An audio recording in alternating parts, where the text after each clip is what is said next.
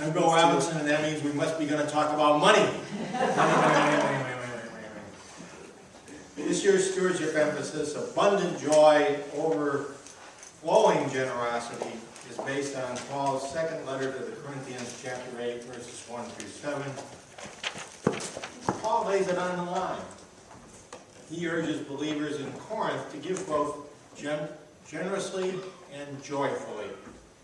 And he holds up the example of Macedonia. Now, Macedonians are kind of on the edge. They don't have the material wealth that's usually associated with abundant giving. But they give anyway, gladly, decidedly, and generously. Well, this year's stewardship emphasis shifts gears from last year's high activity, more than enough. You remember that? The church was filled. We had activities and things. Well, we're shifting gears to a more contemplative approach. Contemplative, and I would say colorful. Starting with the bowls. Aren't they colorful? Thank you for bringing them in. And bring in more if you didn't have a chance to bring one in today. These will be both repositories of our gifts, those little cards that Michelle talked to you about, and reminders of the stewardship emphasis. Today, and each of the next 3 weeks, we'll fill out these brightly colored cards and put them in the offering plate. Later, I'll sprinkle the cards in the bowls, and at the end, we'll display them to read. So what I just said was these are going to be public documents. So you might want to not say, I'm thankful for being on the FBI Witness Protection Program. Or any other thing. Just remember, we're going to string them up and make a public display of them at the end. But our theme isn't pretty bowls. Our theme is percentage living. And the goal is to help you become healthier, to become a more committed follower of Christ. So for the next 4 weeks, I'm going to be like your personal trainer for strengthening your spiritual health. To reach this goal, we're going to work on 4 practices. Each of these is aimed at giving our whole selves to God, 100%. The first practice is daily devotional prayer. Daily devotional prayer is a way to speak and listen to God.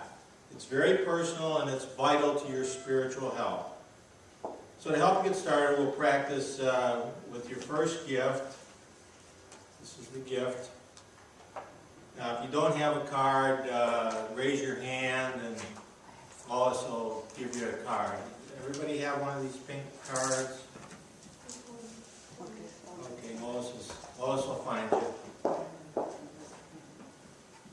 Okay, so we're going to get a little practice. It says, it's a little prayer that you finish the words. It says, to a loving God, today I offer my prayer of thanksgiving for. Well, for can be anything that you offer God gratitude for providing. It could be a special friend, a beautiful day, a gift you've been given, anything that will get the conversation between you and God started. It's kind of like an icebreaker. And a good icebreaker is always just tell them something you're thankful for, and you ought to be able to think of that pretty darn easy. We'll collect your gifts, these little pink cards, with the offering, and then, like I said, I'll sprinkle them around. So during the next 3 weeks, we'll be filling out more colorful cards and filling the bowls with them. Next week, it's going to be celebrating the Sabbath. In other words, what do you appreciate, are you thankful for the worship that we share as a congregation on Sundays in this building. On Commitment Sunday, which is going to be October 21, a lot of crowded things I heard. Gee, we're doing something every Sunday. That's good. It is. Sure. Well, Commitment Sunday ought to be Commitment Sunday. That's when I get to talk about money. It is Commitment Sunday, and we'll talk about money. Keeping that real holy. Fantastic. Thank you so much. So with note cards on prominent display, remember they'll be displayed.